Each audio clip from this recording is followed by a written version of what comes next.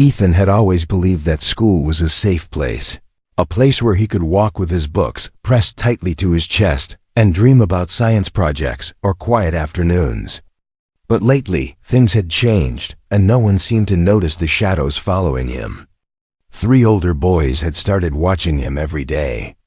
They laughed when he passed by, whispered things about him, and sometimes even blocked his way on purpose. Ethan tried to ignore them, hoping they would get bored someday. He never fought back. He never told anyone. He just wanted peace. On this day, the sky outside was gray and heavy, as if it already knew something bad would happen. Ethan walked through the school hallway alone, hoping to reach the main gate before the bullies noticed him. He kept his head down, walking fast, but fate had a different plan for him today. Halfway through the hall, he heard footsteps behind him, slow at first, then faster. He knew those steps too well. His heart began to beat hard in his chest. He turned the corner, and his worst fear came true. The 3 bullies were already there, waiting for him. One leaned against the wall with a smirk. Another cracked his knuckles loudly. The leader stepped forward and blocked Ethan's path, and froze. His throat tightened, and his hands shook around his books. He knew he had no place to run. The hallway behind him was empty, and every classroom nearby was already locked.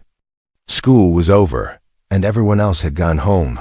"Where do you think you're going, little genius?" the leader said with a cold smile. His voice echoed through the empty corridor. Ethan swallowed hard. He wanted to speak, to say anything, but his voice refused to come out. Instead, the bullies surrounded him, forming a circle so he could not escape. One pushed Ethan's shoulder. Another grabbed his backpack and tugged it roughly. Ethan's eyes darted around, searching for help. But there was no one. No teacher. No student. Only one person stood at the very end of the hallway, the school's old security guard, Mr. Holly. He was sweeping the floor slowly, his back slightly bent, his old broom moving left and right. Ethan had seen him many times before. He was gentle, quiet, and never spoke much. Most students ignored him. Some even teased him because of his old clothes and calm nature. Today, Ethan did not expect him to help. Mr. Holly looked tired and weak, and the bullies were loud and cruel. The bullies laughed louder. "Give us your lunch money," one shouted. Another pushed Ethan harder, making him drop his books. His papers scattered across the floor like fallen feathers. Ethan bent down to pick them up, but the leader kicked them away, spreading them even more. Ethan felt a burning sting in his eyes. He tried not to cry. He did not want to look even weaker. At that moment, something changed. Ethan noticed the sound of the broom stopping. He looked up and saw Mr. Holly standing still. He was no longer sweeping. He was staring directly at the bullies. His eyes, usually soft and tired, now looked sharp and focused. His back straightened. His grip on the broom tightened slightly. The whole hallway felt different now, but the bullies did not realize it yet. Ethan could not understand it, but something about Mr. Hale's stare gave him a small spark of hope. It was as if the old guard was waiting, watching, and measuring the scene carefully. Ethan wondered, why was the quiet old guard suddenly paying so much attention? What was he planning to do? Why did his eyes look like a man who had seen danger before? As the leader reached for Ethan again, Mr. Holly took one slow step forward. The hallway fell silent, and for the first time, the bullies looked unsure. Ethan held his breath. Something was about to happen, something none of them expected. Everyone at school thought they knew Mr. Hale, the old guard who walked slowly, spoke softly, and kept his eyes on the ground. To them, he was just a quiet man who unlocked gates, checked IDs, and swept the hallways after school. But no one really looked at him. No one asked where he came from or why a man with such calm eyes always seemed lost in his thoughts. To most people, he was invisible, but to Ethan, Mr. Holly always felt different. Even though the guard rarely spoke, he had a steady presence that made Ethan feel safe. Whenever Ethan walked past him, Mr. Hale gave him a small nod, almost like a silent promise that he was watching over him. Ethan never understood why that meant so much until today. As the bullies tightened their circle around him, Ethan could feel his chest getting tighter and tighter. He kept glancing toward Mr. Hale, hoping the old man would at least shout for them to stop. But Mr. Hale never shouted. He never raised his voice, not even once in all the months Ethan had seen him. That was why Ethan was shocked when the guard finally lifted his head and looked directly at the bullies. His broom was still in his hand, but it no longer moved. The leader laughed loudly when he noticed Mr. Hale watching them. "What are you looking at, old man?" he said, waving his hand in mock fear. "Gonna chase us with your broom?" His friends laughed with him, feeling bold and confident. To them, Mr. Hale was just a harmless old guard with no power. Someone they could ignore, but Ethan noticed something the bullies did not. Mr. Hale's breathing had changed. He was no longer tired or slow. He stood straighter, firmer, like a man waking up from a long sleep. His shoulders relaxed, but his eyes sharpened, focusing on every small movement the bullies made. Ethan had never seen him like this before. It was almost like he had become a different person. Mr. Hale took another slow step forward. He did not speak. He did not frown. He simply watched them with quiet intensity. The bullies tried to act brave, but their laughter suddenly sounded forced. The hallway, once filled with their loud voices, now felt strangely quiet. Even the humming lights above seemed to fade into the background. All attention shifted to Mr. Hale, the man who never asked for attention. One bully pointed at him and smirked. "Relax, Grandpa. We're just talking to the kid," he said. But his smile did not reach his eyes. Something about Mr. Hale's silence made him uncomfortable. It wasn't the kind of silence that came from weakness. It was the silence of someone who knew exactly what was happening and exactly how to handle it. Ethan felt a small wave of hope rising inside him. He didn't know why, but Mr. Hale's calmness made him feel less alone. It felt like the guard was studying everything, the bullies' positions, their hands, their faces, and Ethan's fear. Almost like a trained observer. Almost like someone who had done this before. Mr. Hale finally placed his broom gently against the wall, and for the first time in a long while, his voice echoed through the hallway. It was not loud, but it carried strength. "That's enough," he said slowly. The words were simple, but the tone was powerful, firm, steady, and final. The bullies stopped moving. Ethan felt his heartbeat slow down. Mr. Hale had spoken, and the entire hallway changed because of it. The guard then took off his faded jacket. Beneath it, Ethan noticed an old stitched patch on his shirt, a symbol he did not understand. But the moment he saw it, he knew one thing for sure. Mr. Hale was not just a quiet old guard. He was someone else. Someone important. Someone dangerous to the bullies, and someone safe for him. The hallway, which had been filled with mocking laughter only moments ago, suddenly fell into a strange, heavy silence. It felt as if the air itself had stopped moving. Ethan stood frozen, his heart still pounding, but now for a different reason. The bullies, who moments earlier looked confident and loud, now looked confused. They did not understand why the old security guard's voice felt so strong, or why his calm stare made their backs stiffen with unease. Mr. Hale stood still, his jacket now set aside, revealing the strange patch on his shirt. The patch was old and faded, but it clearly meant something important. Ethan stared at it, trying to guess its meaning. It looked like a symbol from some official group, maybe from the army or a rescue unit. But he wasn't sure. All he knew was that the moment Mr. Hale revealed it, the entire energy in the hallway changed. One of the bullies, the tallest one, took a shaky step back. "Why are you staring like that, old man?" he muttered, trying to sound brave but failing. The leader elbowed him as if telling him to stay cool, but even he looked uneasy. No one had ever seen Mr. Hawley like this, not even teachers. The man who always kept his head down now stood tall like a soldier returning to duty. Ethan watched closely. He noticed something surprising. Mr. Hale's hands were steady, as if he had complete control over himself. Not shaking. Not nervous. Not tired. Every move he made was slow but precise, like someone trained to stay calm under pressure. Ethan wondered if this was why the guard had always seemed different. Maybe he had a past that no one asked about. The leader of the bullies tried to regain control. "What are you gonna do?" he scoffed. "Sweep us to death?" His voice cracked at the end, betraying the fear he tried so hard to hide. His friends didn't laugh this time. They simply stared at Mr. Hawley, waiting to see what he would do next. Mr. Hawley did not respond. Instead, he reached for his radio, the small device clipped to his belt. For a second, Ethan thought he was calling another guard for help. But then, Mr. Hawley stopped. He looked at the radio for a moment and gently set it down on a nearby bench. He wasn't calling anyone. He wasn't asking for backup. It was almost as if he wanted to handle this alone.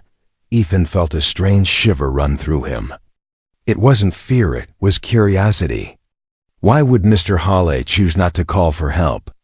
Why would he face 3 bullies by himself?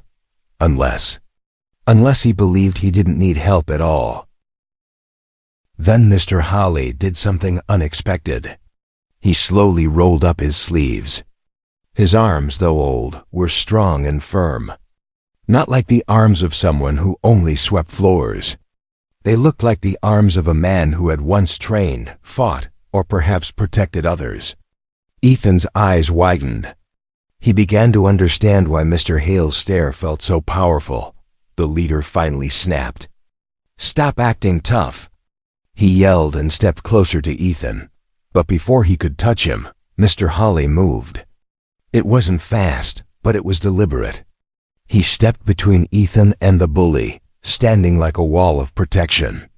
He did not raise his fists. He did not threaten them.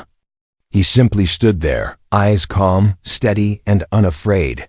The bullies hesitated. They looked at each other, unsure. The leader clenched his jaw, but there was doubt in his eyes now.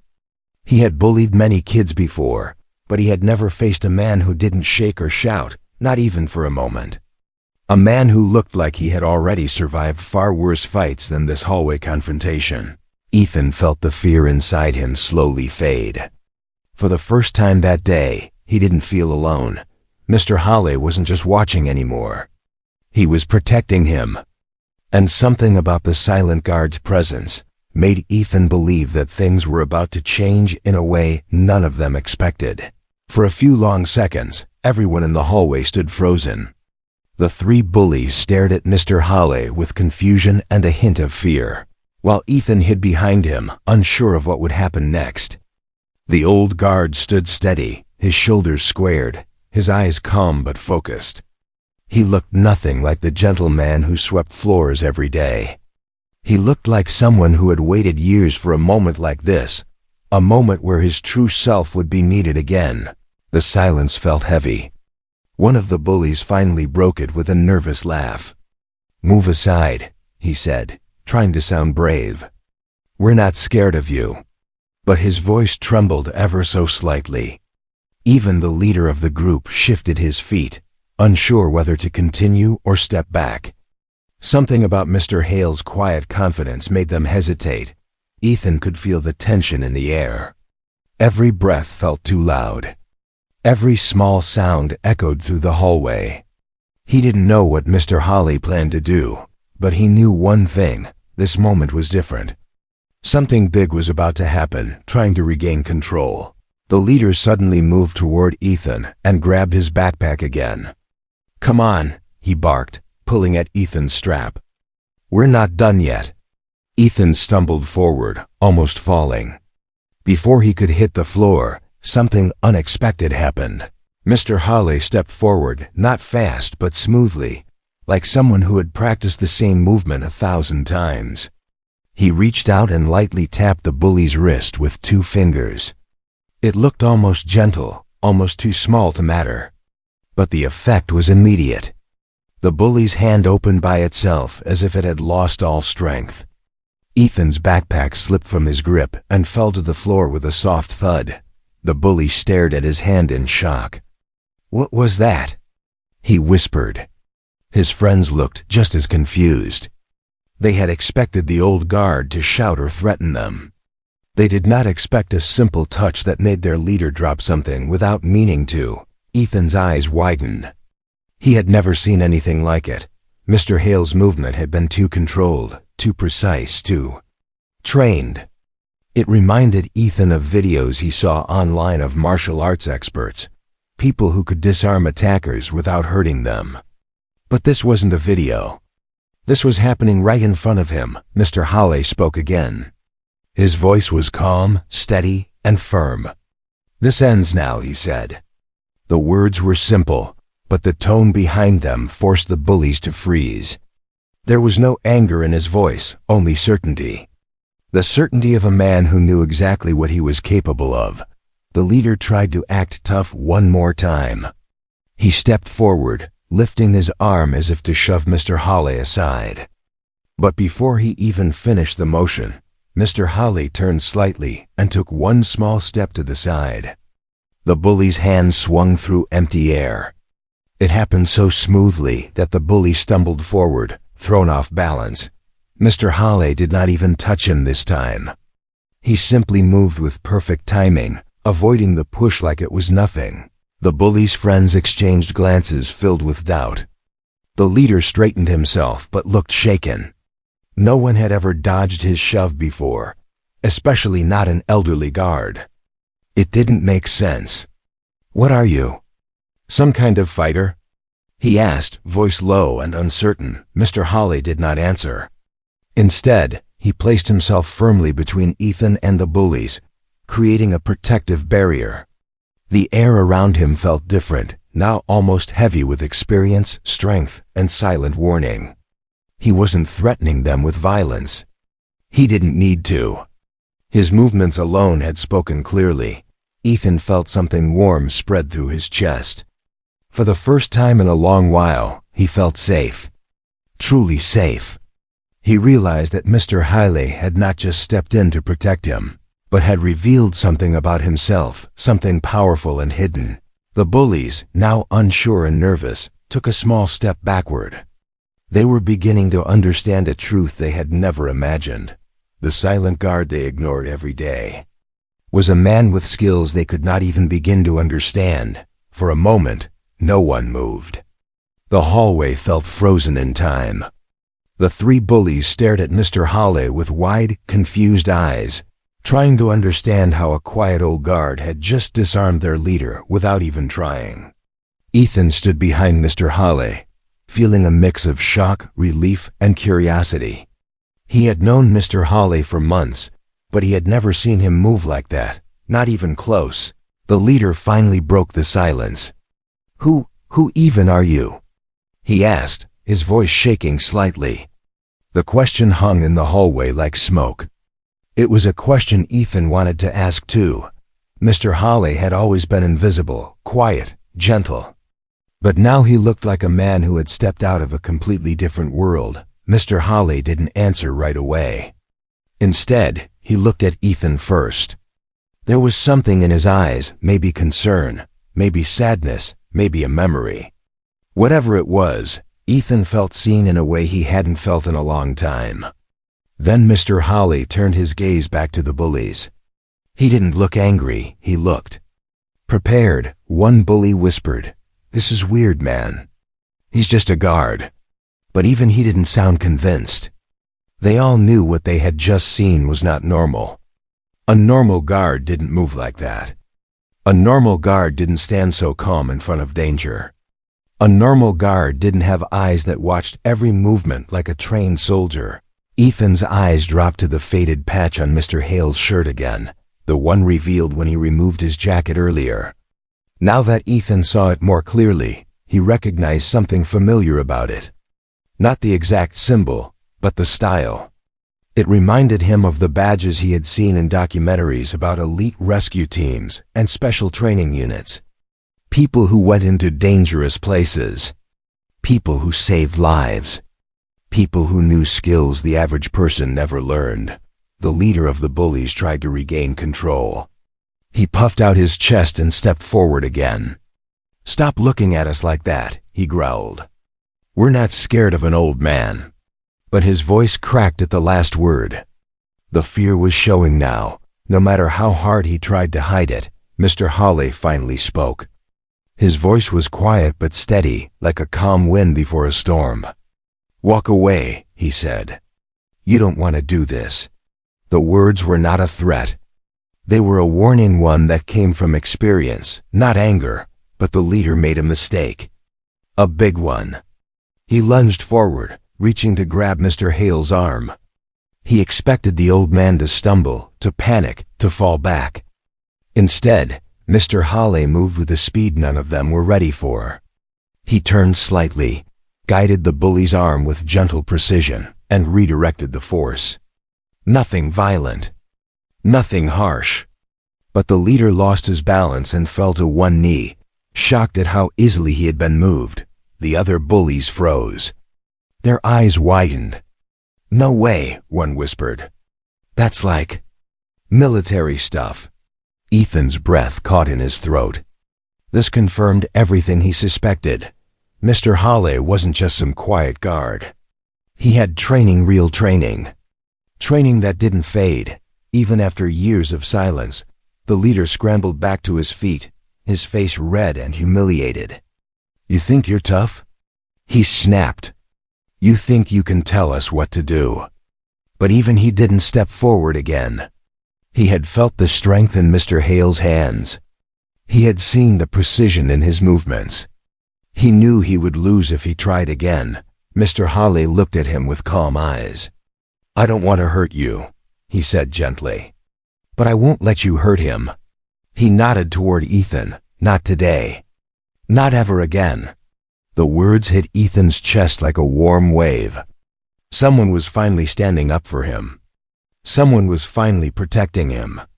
And not just anyone, someone who clearly knew how to fight, how to defend, how to control danger. The truth was surfacing now, piece by piece. Mr. Hawley was not just a school guard. He had once been a self-defense instructor in an elite rescue unit, a man trained to protect lives.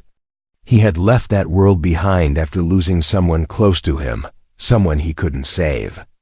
And ever since, he had chosen a quiet life, one where he could still watch over others, even if they never noticed him. But today, when he saw Ethan cornered and afraid, something inside him awakened again, the protector he once was. For several seconds, the hallway was silent again. The bullies didn't know whether to run or try to regain control. Ethan stood behind Mr. Hawley, still shaking, but now with a strange mix of relief and awe. He couldn't believe what he had seen. The quiet old guard who never spoke loudly, who walked slowly with a broom in hand, had just moved like a trained fighter. Not to hurt, but to protect, to defend, to teach. But the bullies didn't understand that yet. They only understood fear of being embarrassed, fear of losing control, fear of looking weak in front of each other. And when people like them feel fear, they often try to fight harder instead of stepping back. The leader clenched his fists, his face still red from falling earlier. He stepped forward with anger in his eyes, though hesitantly this time. "You think you're some hero?" he spat. "You think you can scare us?" Mr. Hawley didn't flinch. "I'm not here to scare you," he said gently. "I'm here to stop you." His voice wasn't loud, but it was firm enough that the other two bullies exchanged nervous looks. They were starting to realize something important. This man wasn't reacting like someone who wanted to win a fight. He was reacting like someone who knew how to end one. The leader lunged again, this time trying to punch. But once more, Mr. Hawley moved with incredible control. He didn't strike back. Instead, he stepped to the side and placed one hand on the bully's shoulder. using the boy's own momentum to guide him harmlessly past. The boy stumbled forward and hit the wall, not injured, but completely stunned by how easily he had been redirected. The second bully panicked and reached out to grab Mr. Hale's arm. Mr. Hale gently removed the boy's hand and pushed him back a single step, just enough to show he was in control, but still kind enough not to cause pain or harm. Every move he made showed discipline, training, and something far more powerful than strength: respect, control, and wisdom. Ethan watched with wide eyes. Mr. Hale wasn't fighting to win. He wasn't even fighting to defend himself. He was teaching them something without saying it. Teaching them what real strength looked like. And what it did not look like. The third bully backed away, hands raised. "Dude, stop," he whispered to the leader. "This guy's not normal." Mr. Hale shook his head. "I'm not special," he said softly. "I just learned a long time ago that hurting others doesn't make you strong. Protecting someone does." His words hit the boys harder than any punch could. For the first time, they didn't look angry, they looked ashamed. The leader looked down at his feet, breathing hard. He wasn't brave anymore. He wasn't powerful. He wasn't in control. Instead, he looked like a scared kid who suddenly understood how wrong he had been. Ethan saw something change in the boy's eyes, something small, but real. Mr. Hale stepped back, offering them space instead of pressure. "This was your choice today," he said. "Tomorrow can be different." The bullies looked at each other, unsure. The hallway was no longer a place of fear. It was a place of truth, a place where they were forced to see themselves clearly. Slowly, the boys lowered their heads in shame. One of them picked up Ethan's scattered papers and placed them gently in his hands. It wasn't a spoken apology, but it was the beginning of one. Mr. Hale turned to Ethan. "Are you hurt?" he asked in a soft voice Ethan had heard many times before. Ethan shook his head, tears of relief filling his eyes. For the first time in a long while, he felt protected, not by force, but by someone who truly cared. The bullies stepped back, whispering apologies under their breath. Not because they were scared, but because Mr. Hale had shown them the kind of strength they had never known, strength that came from kindness, skill, and courage. And in that moment, all three boys realized something important. This old man, whom they had ignored and laughed at, had just taught them a lesson they would remember for the rest of their lives. After the bullies stepped back, the hallway finally felt safe again. The heavy air of fear slowly lifted, replaced by something softer and warmer. Ethan stood still for a moment, trying to process everything that had just happened. His books, his scattered papers, the echo of angry voices, all of it faded behind the image of Mr. Hale stepping forward to protect him. The same quiet guard who everyone ignored had changed Ethan's whole world in a single afternoon. The bullies, now quiet and humbled, looked at the floor. None of them dared to meet Mr. Hale's eyes. The leader swallowed hard and whispered, "Sorry. We didn't mean." But his voice trailed off because even he knew it wasn't true. Still, it was a start. For boys like them, saying even a broken apology was a big step. Mr. Hale didn't reply. He simply nodded, accepting their small effort without anger or pride. Ethan gathered his papers, and one of the bullies awkwardly bent down to help. He handed Ethan a page he had stepped on earlier. It was crumpled, but it meant something that he gave it back. "Here," he murmured. His voice was shaky, but genuine.